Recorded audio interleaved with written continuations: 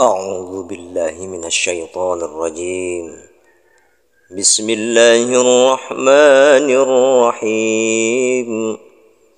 وما أمروا إلا ليعبدوا الله مخلصين له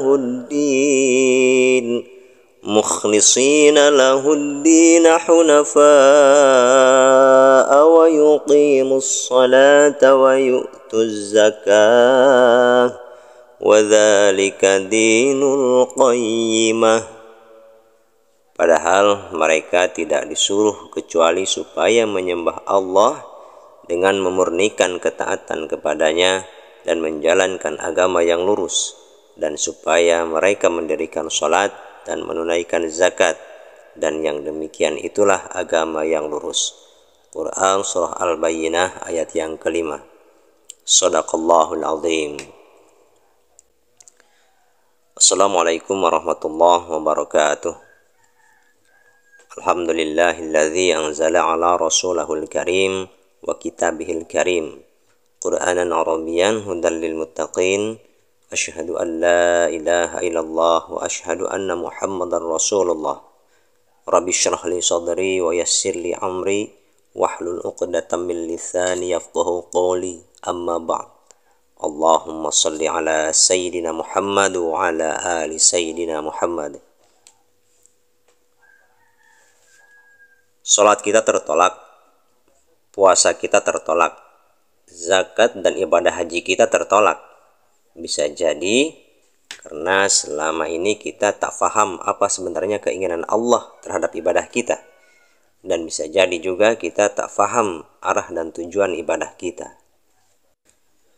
Sahabat belajar ngaji yang dirahmati Allah, alhamdulillah Allah tak pernah bosan memberikan kembali kepada kita kesempatan untuk semakin memperbaiki kualitas ibadah kita. Juga selalu ditunggu oleh Allah tentang pertaubatan kita dari dosa-dosa dan kesalahan-kesalahan yang selama ini kita perbuat, baik yang disengaja ataupun yang tak disengaja. Dan tentunya sebagai makhluk kita pun jangan sampai bosan untuk selalu bersyukur kepada Allah, baik melalui ucapan kita, perbuatan kita, dan juga amalan-amalan soleh kita. Sholawat dan salam pun jangan sampai kita lupakan untuk selalu kita panjatkan kepada kekasih tercinta Allah, kekasih tercinta kita, yakni Habibana wa Nabiyana wa Maulana Muhammad sallallahu alaihi wasallam, yang insya Allah jika memang sholawat yang kita panjatkan itu ikhlas karena cinta tanpa ada unsur yang lain, maka pasti syafaat beliau akan sampai kepada kita, baik ketika kita masih hidup di alam dunia ini maupun kelak ketika kita sudah tiada, bahkan sampai nanti di yaumil mahsyar. Amin ya rabbal alamin. Maka mulai saat ini mari kita biasakan segala hal yang berkaitan dengan ibadah dan amalan-amalan kebaikan lainnya kita murnikan dengan niat ikhlas lillahi ta'ala tanpa tercampur dengan hal apapun. Sahabat belajar ngaji yang dirahmati Allah, kita kembali merenung dalam ngopi dan juga sharing bersama. Siapa tahu ada hikmah atau pelajaran yang bisa diambil dari ngopi bareng kita ini, khususnya untuk diri pribadi saya. Yang harus kita khawatirkan ini adalah jika seluruh amal ibadah kita yang kita kumpulkan dari waktu kita mulai akil balik sampai detik ini, itu tak akan mampu untuk menebus surganya Allah subhanahu wa ta'ala. Karena semua amal ibadah kita terlalu banyak cacat, dan semua amal ibadah kita terlalu banyak juga aib-aibnya kepada Allah subhanahu wa ta'ala. Apa sebabnya? Bisa jadi sinyal kita ini tak mampu untuk menangkap dengan maksimal maksud atau tujuan Allah dalam memerintahkan kita untuk beribadah. Hati dan pikiran kita terlalu keras untuk menerima dan membuka pintu ilmu dari pintu-pintu lain, sedangkan Allah telah menyimpan satu titik rahmat dan hidayah dalam setiap makhluk-makhluknya yang lain. Dan makhluk itu bukan hanya kita. Ada hewan, tumbuhan, malaikat, bahkan setan dan iblis, itu makhluk Allah. Dan jika kita membuka hati dan pikiran kita dengan ketulusan dan juga cinta, tentunya kita akan mampu menangkap sinyal-sinyal dari tujuan Allah dengan segala ciptaannya itu. Nah, sahabat-sahabat belajar ngaji yang dirahmati Allah, yuk kita tanyakan ke dalam hati kita, apakah ibadah yang selama ini yang kita lakukan itu memang semata-mata murni hanya karena Allah, atau sholawat, zikir yang selama ini kita lantunkan ini benar-benar ikhlas lillahi ta'ala karena kepatuhan dan cinta kita kepada Allah dan juga Rasulnya, atau malah zikir dan ibadah kita selama ini hanya ditukarkan dengan kebutuhan kita saja, seperti urusan dunia. Bahkan kita selalu tawar-menawar dengan Allah agar semua amalan kita ditukar dengan surga dan pahala. Lalu, di mana kemurnian akan bukti ikhlas kita dalam dua kalimat syahadat kita sebagai bentuk penyerahan diri zahir batin kita kepada Allah? Maka dalam ini Allah menyindir dengan halus namun penuh tamparan bagi kita yang selalu pamrih dalam ibadahnya. Sering juga kita baca dalam sholat kita, dan ini ada dalam surah Al-An'am ayat yang ke-162. Bismillahirrahmanirrahim. Qul inna sholati wa nusuki wa mahyaya wa mamati lillahi rabbil alamin.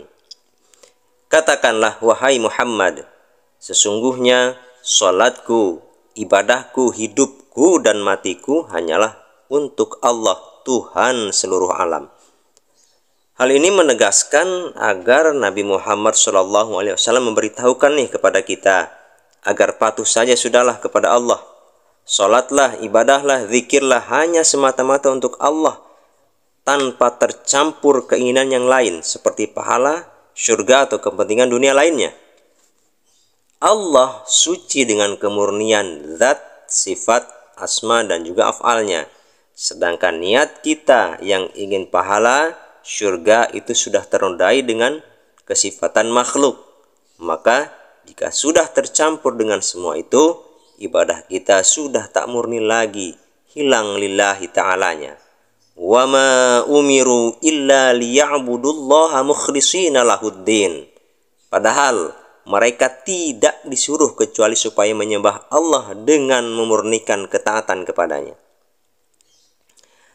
Kira-kira nih ya, jika kita pertanyakan ke dalam diri kita, jika tidak ada neraka, jika tidak ada surga, jika tidak ada pahala, akankah kita tetap mau berzikir, mau sholat, mau bersujud, atau tidak nih? Atau selama ini kita melakukan ritual-ritual ibadah kita itu hanya karena takut sengsara di dunia ini dan juga takut neraka saja di akhirat? Surga, neraka, dan pahala itu bukan tujuan ibadah kita. Surga, neraka itu sama seperti kita, yaitu makhluk. Dan semua makhluk itu mempunyai sifat fana. Fana itu artinya hancur, rusak, lenyap, tidak kekal. Lalu akankah ibadah dan juga amalan-amalan lain yang kita lakukan selama ini akan berakhir pada makhluk yang bernama surga, neraka, atau pahala yang pada hakikatnya adalah fana? Maka biarlah pahala, surga itu urusan Allah sebagai kabar gembira kepada kita sebagai penyemangat dalam melakukan ibadah. Akan tetapi kita tetap fokus pada tujuan ibadah kita, yaitu ilahi anta maksudi waridhaka matlubi. Ya Allah, ya Tuhanku, Engkaulah tujuanku dan hanya keridhaanmu lah yang aku cari. Wallahu a'lam bishawab. Demikian sahabatku yang dirahmati Allah, sharing bersama kita. Mohon maaf yang sebesar-besarnya jika ada kata-kata yang kurang berkenan. Astaghfirullahaladzim. Saya tutup. Wassalamualaikum warahmatullahi wabarakatuh.